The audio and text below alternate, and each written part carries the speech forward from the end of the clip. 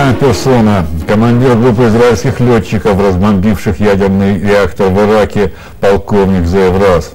Известно, что перед каждой военной операцией просчитывается процент, вероятность провала, потерь. Вы знаете, какой процент провала был в вашей операции? כן, אנחנו חשבנו, וגם האנשים במטה של חיל האוויר חשבו, אלה שעשו את כל החישובים ואת כל התוכניות, הרי לא עשינו את זה לבד, זו עבודה משותפת של המטה של חיל האוויר בתל אביב, יחד איתנו היה. אנחנו חשבנו שבערך 2 טייסים מתוך 8 לא יחזרו לנחיתה בשלום, נניח, למשל, אחד ייאלץ לנטוש את המטוס באזור בגדד ויהיה בשבי, אולי עוד מישהו ינטוש את המטוס במדבר ואולי לא יחזור בכלל. אף אחד לא האמין שכל 8 המטוסים ינחתו בשלום בחזרה לבסיס בישראל בלי אף שריטה הכי קטנה. Какие у вас были инструкции на случай, если вас собьют?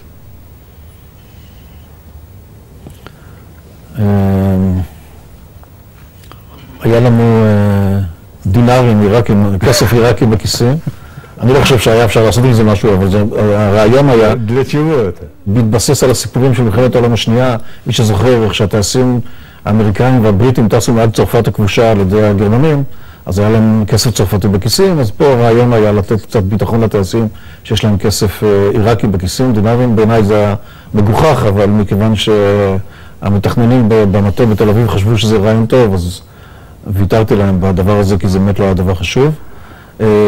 מה שיותר חשוב היה שידענו שאם אנחנו נצליח להסתתר במדבר עד הלילה שאחרי, כלומר כעבור 24 שעות נוספות, אז ההליקופטרים יצליחו להגיע אולי לחלץ אותנו. וברור שלאזור כזה כל כך רחוק זה קשה להגיע, אבל תיאורטית גם מישהו יכול היה לנטוש את המטוס שלו בכלל בירדן, בגלל דלק ולא באזור של בגדד. וברור שככל שהיו נוטשים את המטוס יותר קרוב לישראל, אז הסיכוי לחלץ היה יותר גבוה, במיוחד אם נוטשים את המטוס באזור לא מיושב. כי ברור שאם נוטשים את המטוס באזור מיושב, אז נופלים בידי הערבים.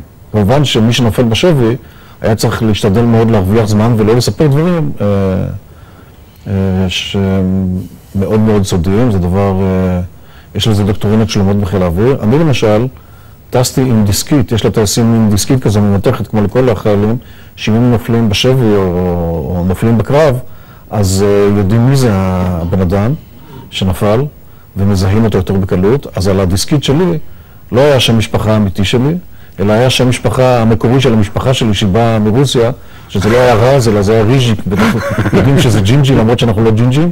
ואני התכוונתי להסתיר את הזהות האמיתית שלי, כי ידעתי שבגלל שעשיתי קורסים בארצות הברית, אז המודיעין של הערבים אולי מכיר אותי בשם משפחה רז, אז אני רציתי להופיע בשבי בכלל בשם משפחה אחר, כדי לשחק בכלל סיפור של בן אדם אחר, שלא ידעו לקשור בין הזאב רז לאותו אדם שנפל בשבי.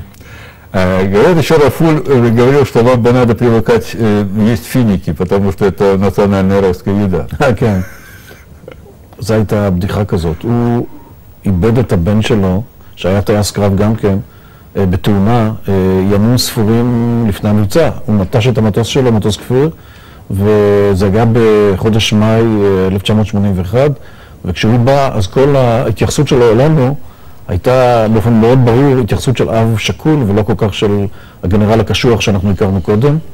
הוא למשל אמר לנו, אם מישהו מכן נופל בשבי, שיספר כל מה שהוא יודע, מה שאתם יודעים זה כלום, העיקר שיחזור שלם ובריא. זה דבר שמאוד הפתיע אותנו לשמוע מגנרל כזה, בכלל זה לא היה הנחיות בחיל האוויר כמובן, אבל לקחנו את זה בהתאם לזה שידענו שהוא איבד את הבן שלו כמה ימים קודם. אחר כך הוא באמת התלוצץ ועבר ונתן לחלק מהטייסים תמרים, הוא היה עיקר חקלאי, וזה היה חלק מההומור המיוחד שלו, של רפול. Говорят, что еще между вами были споры, у кого будет виселица лучше.